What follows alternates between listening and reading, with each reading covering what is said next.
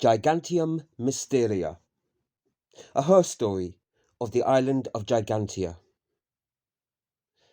A preface. There are unknown and also disputed accounts of the ancient island, of how the original workforce colony had turned up. There were good and bad accounts about them. One story had it that they'd arrived to an uninhabited island, uninhabited by people, that was. There were only these strange, intelligent animals that lived there, with a whole variety of different complex animal behaviours. Some that could be super strong, super fast, super kind, super climbers, super swimmers, super builders, and all manner of other super technologies and abilities that they had. Though they could never have any simplistic abilities to communicate with humans and the first arrivals, the new human settlers who'd first arrived on the island of Gigantia, as it was then called, its earliest original human names. It was known and called that because there were large numbers of giant trees that lined a river that ran alongside the midsection of the large island. A large giant river ran through the island itself, cutting through the large desert like a knife through butter. And there, alongside, sprouting up on either side, grew a long green valley of many varied different trees, bushes, weeds, flowers, and lots of animals within. A few of those trees became large and giant, having grown over many millennium, towering the sky, piercing with their branches the very lower points of space itself. And animals climbed and burrowed, foraged, and crawled through the tree branches high up. The scuttlers, the climbers, the leapers and jumpers. There were loads of animals with super skills because of the giant trees, dotted along, growing along the weaving river that ran its path deep alongside the large desert. Most of the island was a large, arid, dry desert, and it suffered awfully from sandstorms. In the vast terrain, the long stretched out sandy areas. There, where there was no such protection often, there were no large trees, because there was no river in those parts of the desert. Over 1,000 miles of desert stretched out, 500 miles on either side of the river, that cut through near enough the midsection of the island itself. A mostly deserted, rocky terrain.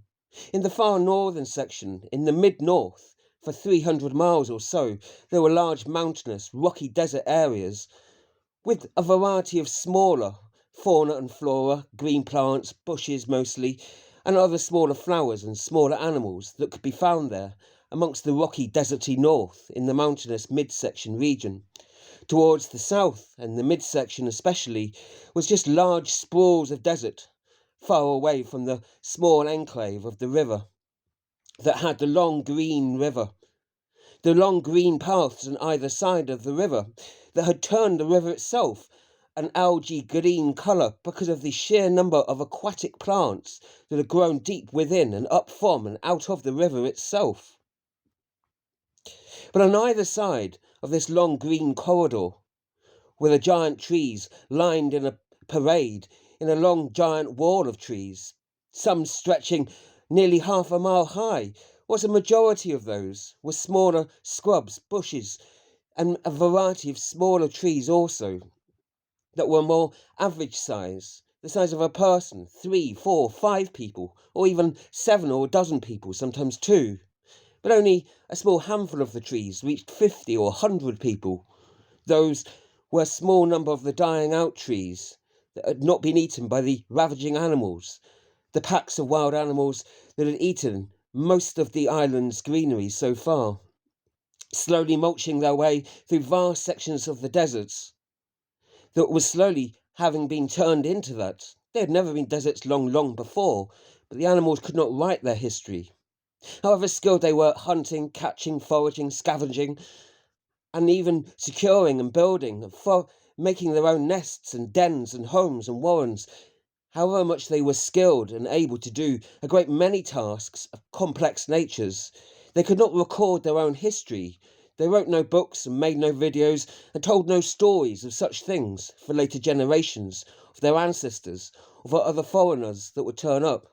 They could never express the complexity of their ancient unknown pasts, of how their ancestors had evolved such strange super skills over such long periods of time. There were no written histories of those inhabitants, whoever they were, that had lived in Mysteria, not when the original workforce had turned up, the workforce from the faraway colonies. They had sent out many to different islands all over the world. They had been settled there to explore the local fauna and flora, and, discovering some of the wooded areas, had set it up a home there, having various homes, little villages, hamlets, all manner of outposts and buildings, very simple basic structures that people were able to live in. There were two different conflicting stories, however, about that island, known as the island of Gigantia. It was known as that just for those few trees that grew big, although they were not able to breed them easily to begin with in other parts of the island, because the other parts had long ago dried out. They had been sapped of all their nutrients. The rivers had flooded them, taking it all away, seeping deep under the earth, seeping below into the cracks and crevices below the rocks, deep below the sands itself, emptying of any nutrient value to feed and to keep and nourish the plants themselves. It took much time to re-neutralize the area, to reintroduce nutrients deep within the soil and to regrow itself, introducing only the most hardy of plants that could grow in the barest and desert and the rockiest of substances. Much time and patience over many decades to regreen some parts of the island into small islands and patches of grassy green scrubland, where some of the giant trees could slowly be grown out in nurseries in their small infancies in the earliest days. But the settlers took a long time to understand and study those giant trees and what conditions that they needed to thrive within, the particular type of soil that needed to be grown, created, and nourished in order to thrive in, the type of water content, what type of shade, and what type of animals needed, and those that needed to be beware of too. That took a long time, many decades, for their scientists to observe in their various conditions, and to adapt to being able to grow many more of them in soil that was then compatible to their nutritious growth. One of the stories claimed that the original inhabitants had also contained some people, though there were no real records of them. They too, apparently, had had no known language systems, only relied allegedly on oral stories, telling and sharing, listening and talking to each other, and drawing pictures too. There were allegedly pictures that they may have drawn of some of the animals that had existed there. A few that still existed in rarer numbers, or that looked similar to them, yes. And others that looked like some of the domesticated, earlier animals, those that had survived, those that could be compatible with the new inhabitants, that could be useful, that could be trained, and that could live within the hospitality of the other people. Yet those pictures, it wasn't sure how long they dated from, and others had suspected that they merely could have been drawn on much later time. Their childlike drawings really seemed so strange. It was hard to know whether they really were those particular animals. They had some similarity in their anatomical design, really stretched long necks that obviously were a particular animal, something that was very specific, idiosyncratic to a particular type, style, something that had 3 heads or only 4 legs, something that was very specific, or 4 eyes even. It was obvious that it was an attempt at drawing a specific type of animal, but it seemed like a very childish attempt too, because it was very non-anatomical in some areas too. Its proportions were not at all well designed. That being said, it could have been from a primitive earlier age, one not skilled, one not proficient in artistry, in design, in cartography, in drawing itself. It was possible it was from a much earlier, more primitive people. But there was no real accurate, specific known way at this point to date and accurately know exactly when it was drawn. Some allege that it was drawn later, only to make it appear that there had been earlier inhabitants, earlier people that originally inhabited the island, and that really it was only the animals that had lived there, however vast or complex, however giant a few of them were, but there had been no real people that had actually lived there. All those early pictures had only been manufactured, drawn later, to make it appear that there'd been earlier people, just to make it look like the original inhabitants that had actually arrived there had committed some atrocity, some genocidal act against them, to defame them, to smear them. That was what the later Geminites perhaps had done. But that was the claim and the suspicion of the mountaineers, the original inhabitants, the first settlers, as they called themselves, that had arrived there. The first colonial workforce that had been outposted there for many decades, where they worked there, foraged, scavenged, where they gathered together much of the harvest, the local fauna and flora, that which they could find that could be traded, that had some commercial value, that also wasn't needed by the locals, that had no real use nor benefit to them. They were able to mine and farm and to gather in much of the harvest there. The original colonial workforce, their story was that they were the original people there. Yes, they had had many issues with many of the difficult animals, with their challenging behaviour, but there had been no people that had populated it. That's why it had grown so wild. That's why there were those giant trees alongside the giant river that had grown. They had never been allowed to grow so long if people had inhabited it. They claimed it had been abandoned or unknown of in such a remote part of the world, undiscovered for all those millenniums, thousands of years. That's why an area of it had grown so wild. Yet much of it had been devastated or slowly had destroyed because of the animals. Some animal had there perhaps was living unsustainably to some extent. That was the story, at least, that they believed and had been believed for many generations now. They discredited all of the claimed artifacts that were found, that were allegedly from the original ancient inhabitants, saying that they'd just merely been placed there to appear as that by later Geminites, the later others too, those that had appeared much later, to discredit that they were the original Genesis, that they were the first people there, the first human inhabitants to discover the giant trees in the island of Gigantia. Ironically called that because most of the island wasn't giant at all, was missing trees altogether, in rough patches of land where nothing really existed, bare soil, empty dry land and rock in often places. The scavenging wild flocks of animals had gotten out of hand, almost like it needed, and it was manifest destiny, that humans had to be there, to push back the animals in some places, and to recultivate, to reforest that area, to support the few left giant trees and the giant animals that they could study, to see what ones still they could live with and those that they could not. So there were the disputed histories of the island of Gigantia, those that believed that the mansioneers, as they were called, for building their giant mansions, that they were the original inhabitants, that they were the Genesis, that they were the first people of the island, the first to know the giant trees, however few there were, however dying and suffering and struggling they were, and however limited in their numbers they were too, that they had classified, documented, studied and spread those in nurseries gradually, where they'd only grown as small trees for the first few decades, and even the first century or two. It'd taken them a long, long time, over a century and a half, before they really appeared and grew to become of gigantian proportions. They were the first genetical inhabitants, the first people to originally arrive there, so their stories, mythologies, had all described it. Their histories, as they claimed it were, not mythologies at all.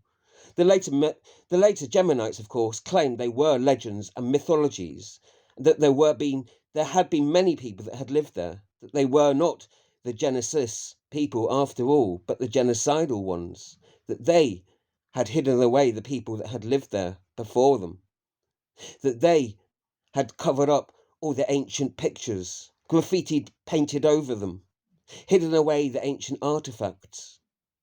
Whilst the counter-story ran that those weren't ancient artifacts at all, but merely designed to look authentic like that, where they'd been aged and made to look dirty, where they'd been broken into fragments and scattered about the place, where they'd been made to look mysterious, different objects that would never be put together, being fused into different combinations, dozens of different things being put together in weird ornaments, scattered into weirdly shaped buildings that they then hid in multiple places underground, with strange pictures of things that really did exist still, but in a slightly different way. They went to clever lengths, the Geminites, to portray an ancient history that never really existed.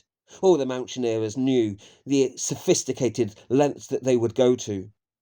How they could really simulate an archaeology of an ancient people that had never existed, simulating ancient histories that they wrote too.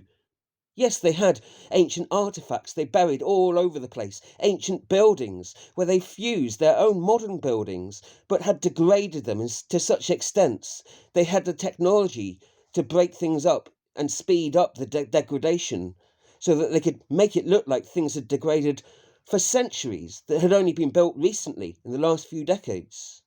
Breaking it apart, scattering unknown weird objects within it, burying it deep within an area, with scattered skeletons too, of real animals that did exist, and scattering in some weird skeleton bones that no one could really fathom out. Those kind of mysteries that they did often, that were beguiling enough to have some credibility about them. Something that could really fool some of the mountaineers to think perhaps it could be a credible ancient history. Perhaps they had been fooled all along by their own people, living in their own giant mountaineering world. But there were those that had no real interest in it, seeing that it was such an ancient thing from so many centuries ago and real no relevancy to the modern world of the island of Gigantia. It was very strange for visitors from afar, from the distant, more advanced, grander parts of the colossal island of Gigantium, to still have any megastructures, to still have any view of the mega mansions and megastructures, because they had never seen such things before. Yes, they had a view in pictures, but it wasn't like being there in the real thing and seeing it up close, by being dwarfed by it oneself. No, by being shadowed by it oneself as well. It wasn't like going inside and experiencing, living within, studying within, playing within, suffering within, having joy within a megastructure and megaloping oneself. Watching others megalope and live inside their megastructures from afar in the megalopian films, that was nothing like witnessing and experiencing a megalopian, megamansioneering lifestyle itself. The island of Gigantium was vast, many thousands of miles across, in both directions, from north to south and from east to west too.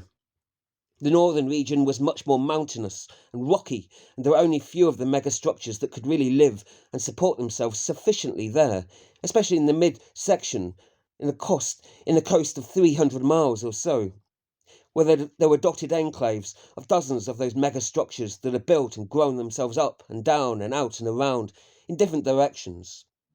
But in the far-flung eastern corner, in the eastern coast of the island, there were also hundreds more, dozens especially of the giant megastructures, giant structures.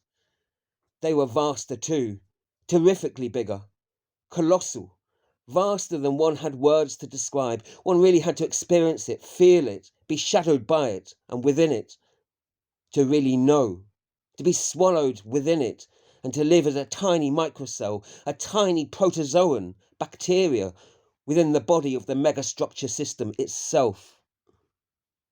But there were hundreds of these various megastructures, and perhaps dozens of the megastructures, like Megatron himself.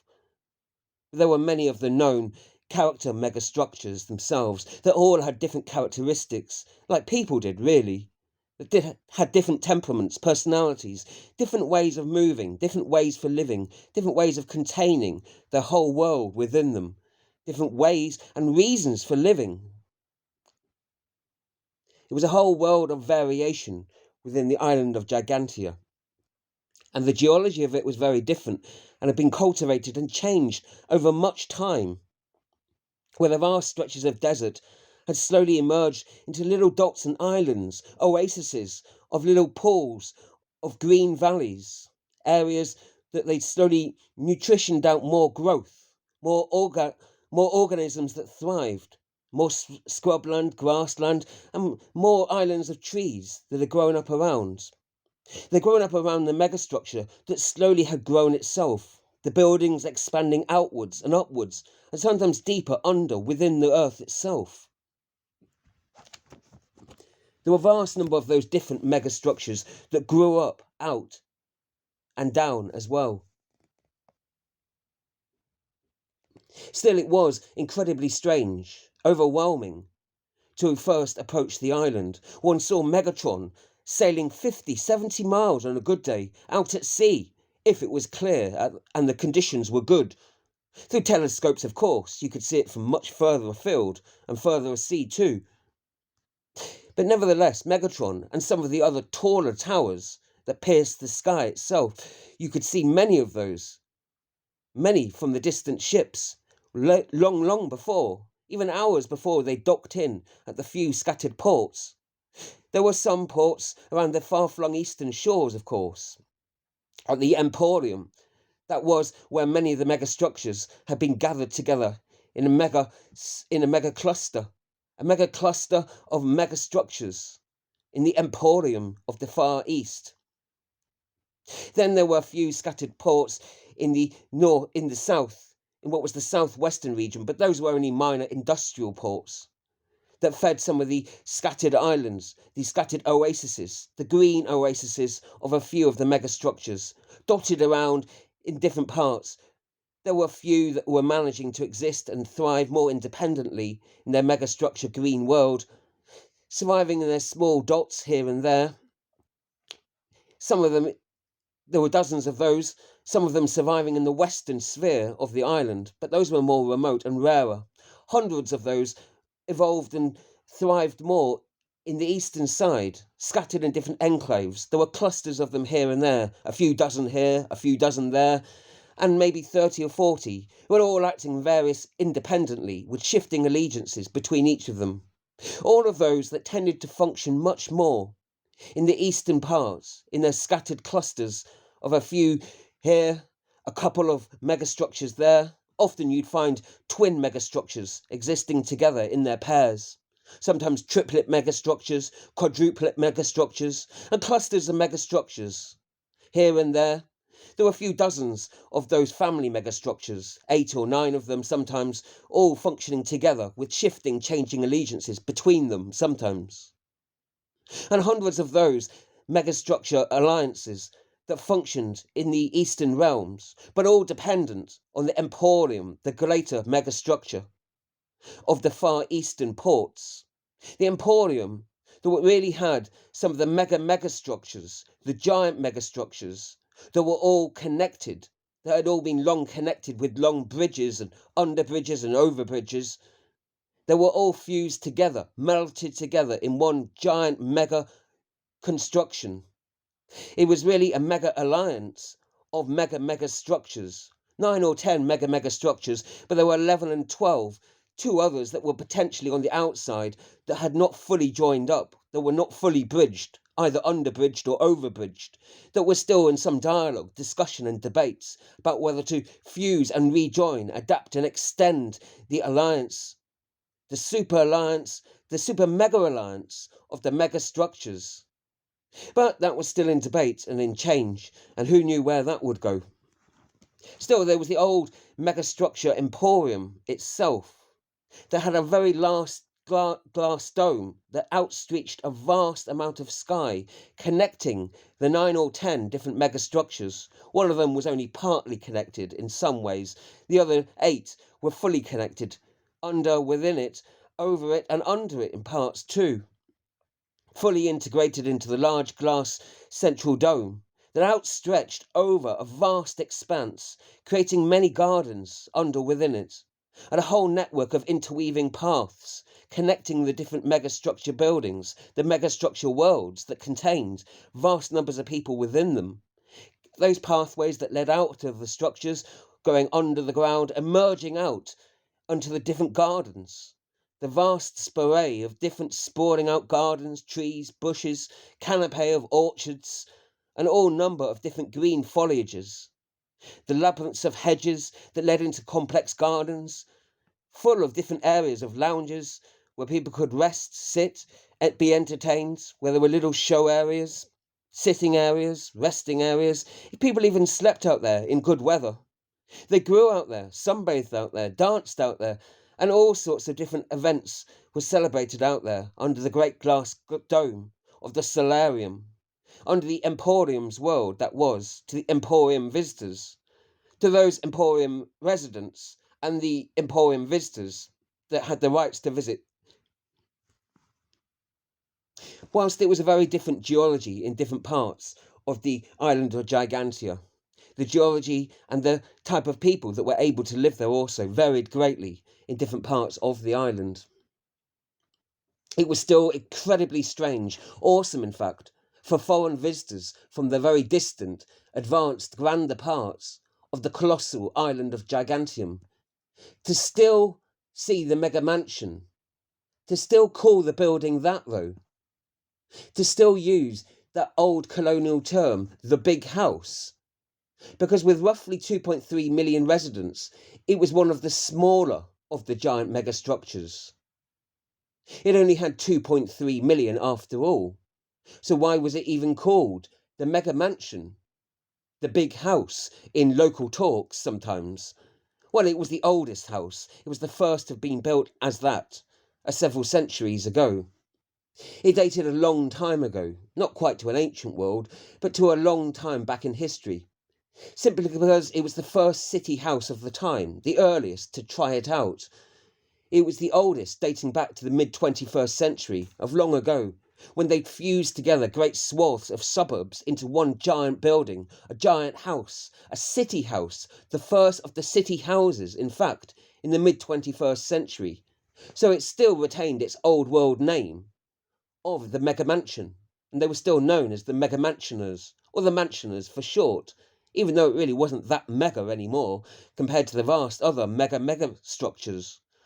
The vaster, grander, bigger, bolder structures that had long since been built, adapted, extended, and refined in many ways. The super structures. Simply because the city house that was the mega mansion, though, it was so old, archaic, it was the earliest of its time, and it had some grandiose about it because of that. When none of the other giant superstructures had even been built, had even been a twinkle in their designer's eye. There have been so many grander, taller, wider, broader, stranger, deeper, wonderful constructions since then, more beautiful, more adaptive, more mechanical, more industrious, more educational, more scientific, more thoughtful structures since then too. Much more advanced, of course, that are built up or out in many different directions. But of course, it was its historical appeal, its ancient appeal, that still called many visitors to visit the mega mansions. So mega mansion eras still had some historical appeal, if nothing else. The mega mansion eras was the first to be based on deeper foundations within the island, as well as constructing both wide and tall connecting buildings above ground. Not the first to have its underground floors, of course not. The earlier animals that had lived there, they had foraged deep themselves underground, sometimes several floors, sometimes sprawling out into vast channels, connecting tunnels, long miles of tunnels, deep caverns, and mazes of them even. There were huge mazes of warrens that they built down under there. And so they mimicked, echoed them themselves, constructing their own deeper underground labyrinths of their different tunnels. And they built many deeper tunnels, layering those on top of each other, so that there were multiple floors stacked high on top of each other, but down underground. Maybe they were copying the earlier animals that had lived there before, though they had never gone quite so deep with it, not with the way that the mega mansioners had gone much further. mining out, sculpting out, and clawing out even vaster amounts of the dust, the dirt, the sand, the debris, the rock, and all that was deeper within the bowels of the earth. The Megamantioneers were first to go that deeper into the foundations of the earth itself. Yes, they constructed taller and wider out, and connecting, fusing, merging, melting those buildings together into a giant connected sprawl. But perhaps they had been the first that had been able to do that.